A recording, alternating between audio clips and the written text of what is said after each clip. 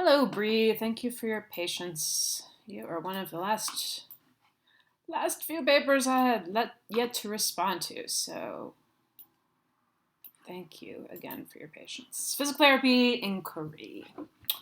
Read through your paper and give you some feedback. For many athletes, their worst fear is getting injured enough that they have to have surgery or do physical therapy and not being able to play the sport they love.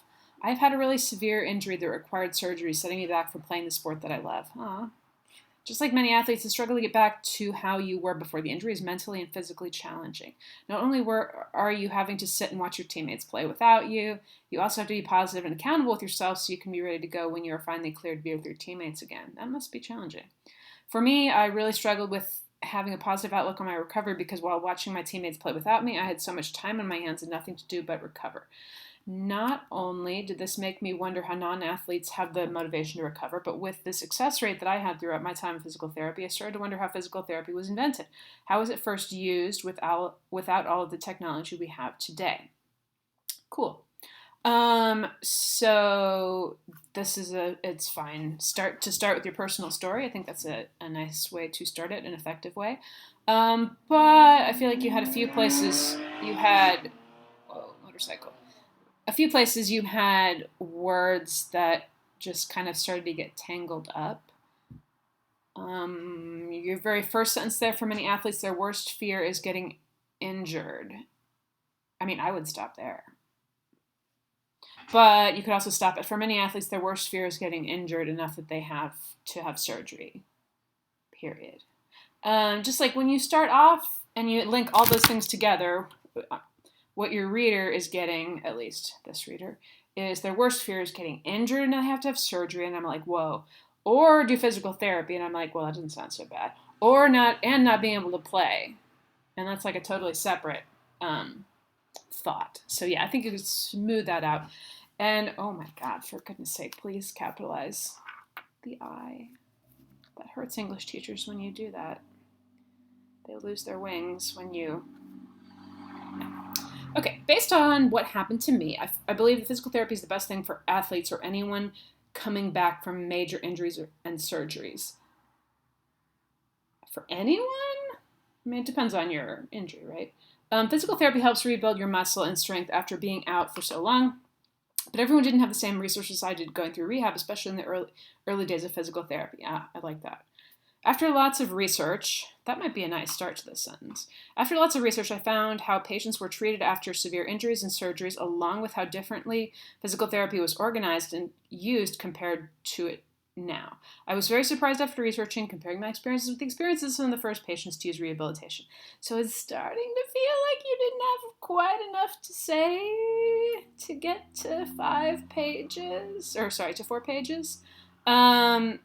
And what I would advise, I mean, that may not be the case, just kind of my sense. It can be really helpful and effective to like add another example of what you're talking about when your piece is like a little too short for what was requested. As opposed to for your readers, like just feeling like, I know you said physical therapy is good. I know it rebuilds muscle. I know in the early days it was different. And, Okay, the first article I found to be very helpful answering many of the questions was Erlen Beckman's article, A History of Manipulative Therapy. I feel like we need a which there. Which explained. The first article I found to be helpful answering many of my questions was Erlen Petman's article, A History of Manipulative Therapy, which explained how and when physical therapy started. During the Crimean War, nurses were sent to Britain to help and treat injured soldiers. Surgery and splinting wasn't the only thing used. During the Crimean War, nurses were sent to Britain to help treat injured soldiers. Okay, that's one thing. But then what were those nurses doing? Those nurses were helping with surgeries and splinting, but they were also doing other things. So that definitely needs to be split into 2 sentences or somehow changed around because I'm not quite getting what you mean. Massaging became very well known to help ease pain and to help treat injuries. Interesting. But after a few years after the war had ended, But a few years after the war had ended, the hype slowly died, and there was talk about no longer using massage therapy as a treatment.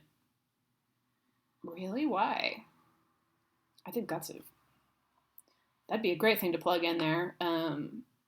One more source talking about answering why.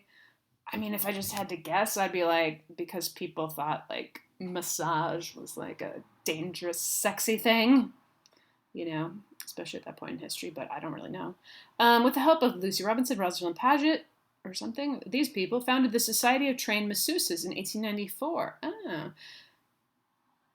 Students would come all over the world. Okay, with the help of these people, students would come from all over the world to study this new profession.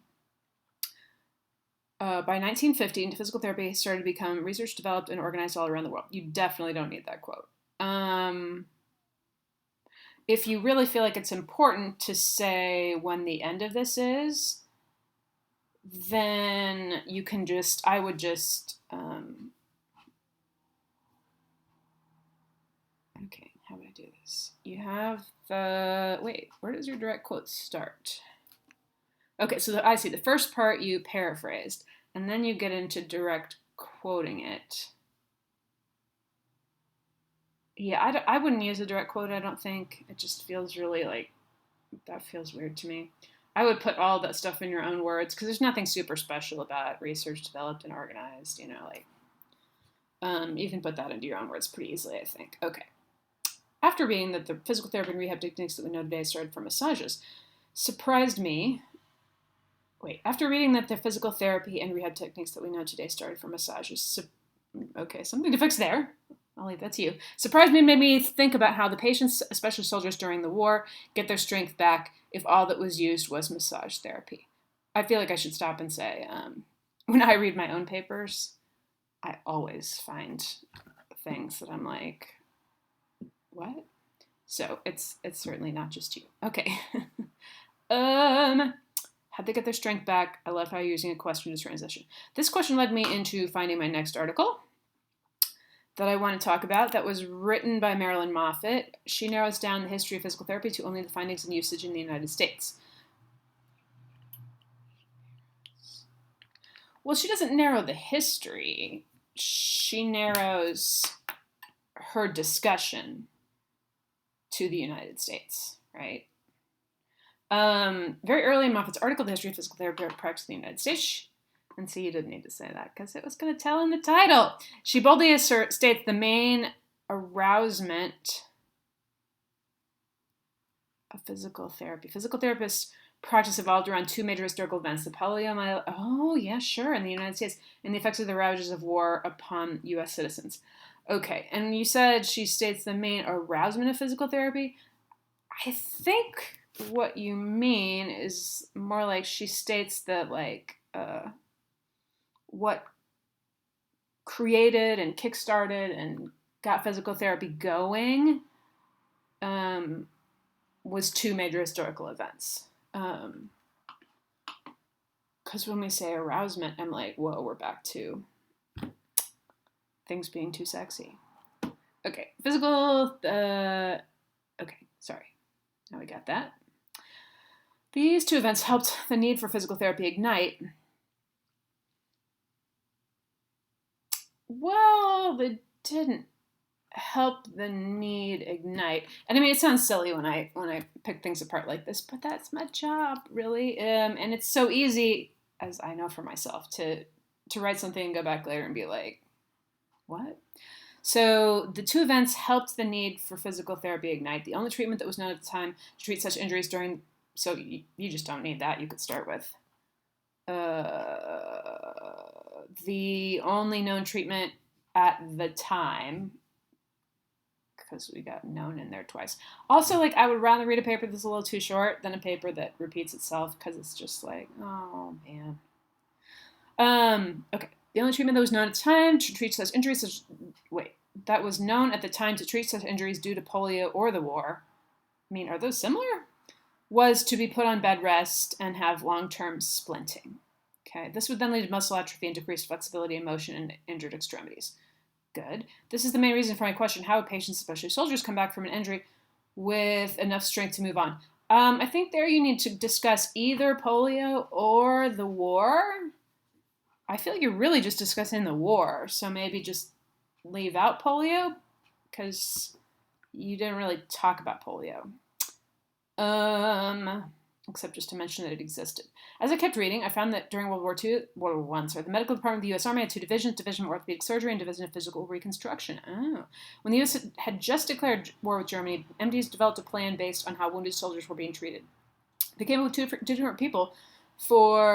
two different groups for reconstruction aids physical therapists. One group was to assist physicians. They would provide exercise programs, hydrotherapy, and massage. The other group was to be working in almshouses and insane asylums to provide training in vocational skills in order to return to gainful employment. Whoa, so interesting. Thank you for sharing this. These divisions helped spike the need for physical therapists around the world, booming the interest for this new profession. Not only did this help physical therapy to evolve into what it is today, but it's also helped the health and well-being of all patients. Okay, I'm super interested in all of this, but my confusion is, in the United States, you said they decided to have two groups, one to help doctors with kind of physical therapy stuff, and the other group, like they're doing physical therapy with poor people? Oh, that's occupational therapy. See, I'm putting it together. Okay, to tie everything together, I'd like to talk about, but you could say something about that. Okay, to tie everything together, I'd like to talk about the differences in how physical therapy was used in history compared to how it is used today. In the article Single Sign-On, written by somebody, he talks about the requirements and the advancements of physical therapy today. One main thing that stood out to me was when he stated physical therapists also use electronic stimulation. Yeah, I've had that.